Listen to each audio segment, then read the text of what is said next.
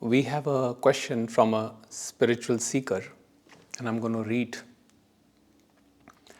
I am on my spiritual journey, which was a long and tough one, with around more than 10 well known masters of almost all disciplines Dvait, Advait, and multiple other, starting from Eckhart Tolle, B.K. Shivani, Jaggi Vasudev, Sandeep Maheshwari, Deepak Chopra, Vipassana meditation, Acharya Prashant, and all others you mention in your videos. And there are multiple others whose names I don't even remember. Each time I listen to a teacher, I think he is the final one and I have reached my destination. The last one I listened to was, now I'm not going to say the name of this person to protect their privacy, who shattered all my previous teachings by saying that all this Dvait, Advait, looking inside and looking outside business is a big trap by the king of the universe, and that the real Almighty is the father of this king, and he will free you from the king, the Brahman in Advaita. While I went into a sort of depression, or can call it the dark night of the soul, I accidentally bumped into one of your videos and started finding answer to all the phrases I was going through. Questions, difficulties in this journey. Whatever you were speaking was exactly my story. I don't understand why I started finding peace after listening to you. 3 to 4 times I noticed a very soothing stillness, freezing my mind, freezing my body too. I am still confused if this is another trap. Will I become addicted? Yes, it is all a trap. And what is the root of this trap? The root of this trap is the separate self, or me, that is trying to find a solution to a problem that does not exist in the first place. Now, we are not discounting feelings, emotions, and sensations that are experienced through this phase called the dark night of the soul. But do recognize that the dark night of the soul and the suffering associated with it is of the separate self. It is of the belief that I am separate from the rest of the world. Once this separation ends, once you realize that you are truly not separate from another, and that the consciousness that is in you is the same consciousness that powers all beings, then there is peace.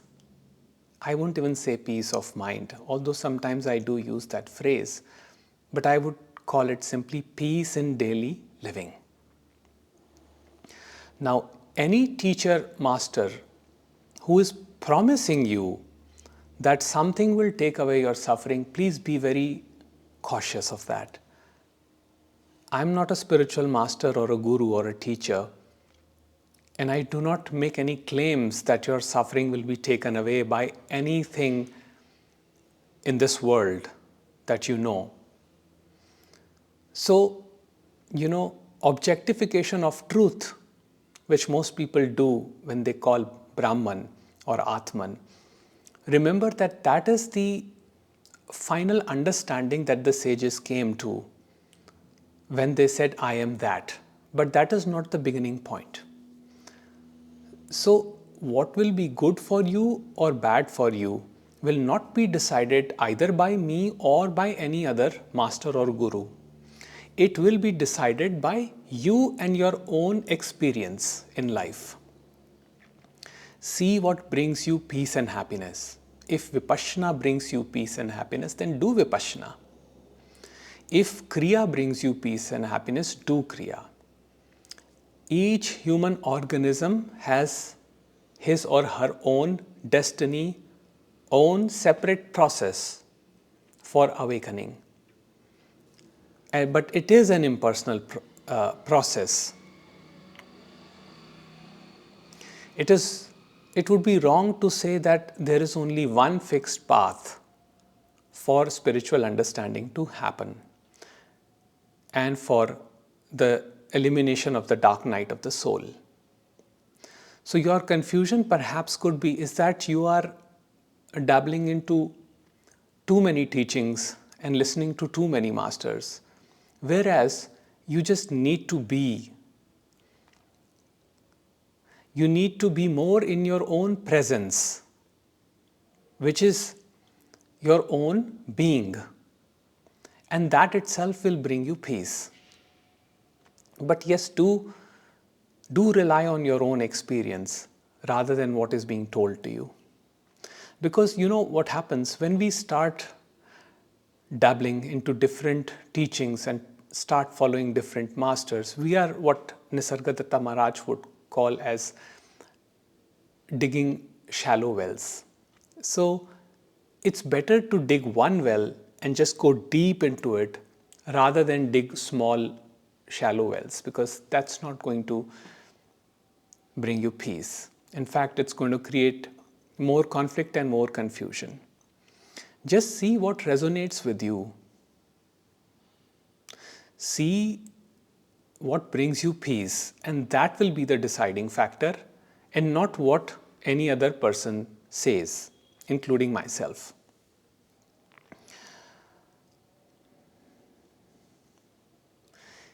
Now, finally, what I would say is that look at this I that is so concerned with getting out of the trap. We say that the world is a projection, it's a matrix. But this matrix does not exist outside. This matrix exists here in the mind. It is the mind that creates the matrix, the illusion of the matrix. So if your mind says that I'm going to get out of this trap, then what the mind is doing is it is preparing you to get out of one trap, and it will straight away put you into another trap. So let's say if you are stuck in materialism and you are unhappy in materialism and you are experiencing a lot of conflict in relationships and financial challenges, your mind will say, get out of the materialism and go into spiritualism. So what you do, you leave all your material possessions, you start following teachers, and you go into spiritualism. But then you find that spiritualism also has hierarchies.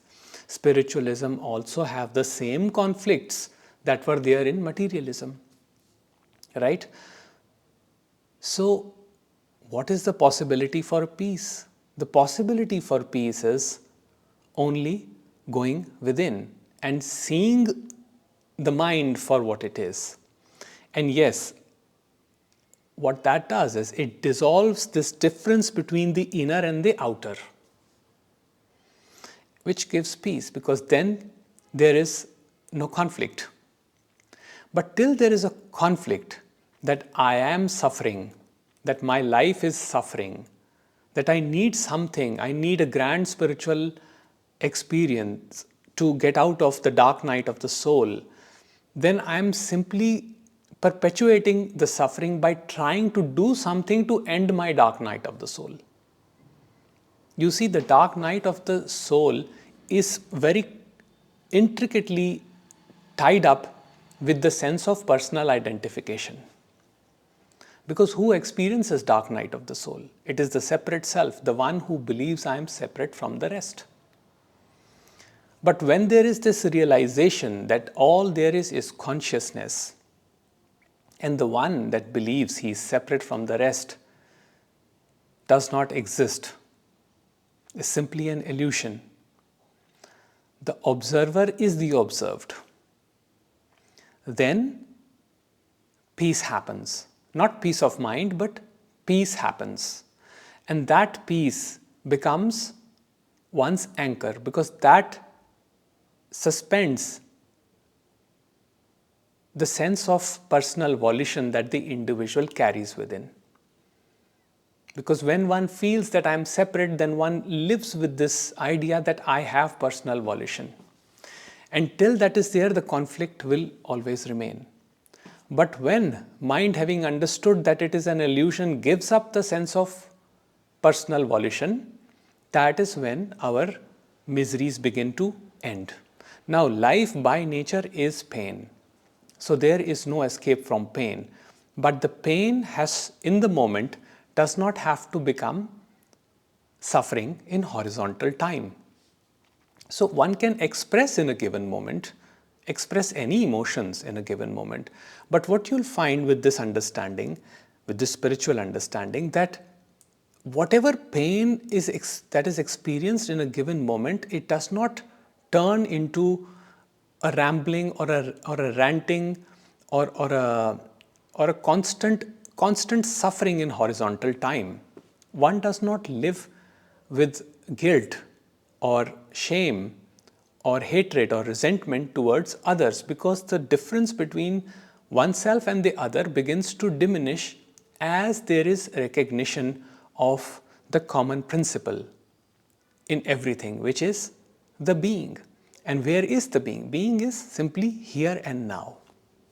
It is not out there somewhere. It is not to be attained. You start with the being and you end with your being. In fact, being is all there is. The person comes up intermittently, and notice that that's your experience in daily living, because you're not constantly aware that you're doing things all the time. Only when you think about yourself as a separate person, you come up and you say, oh, I did this, I did that. But when that sense is not there, things are simply happening. So, just see what brings you peace. And that's what I would say. So I hope that answers the question.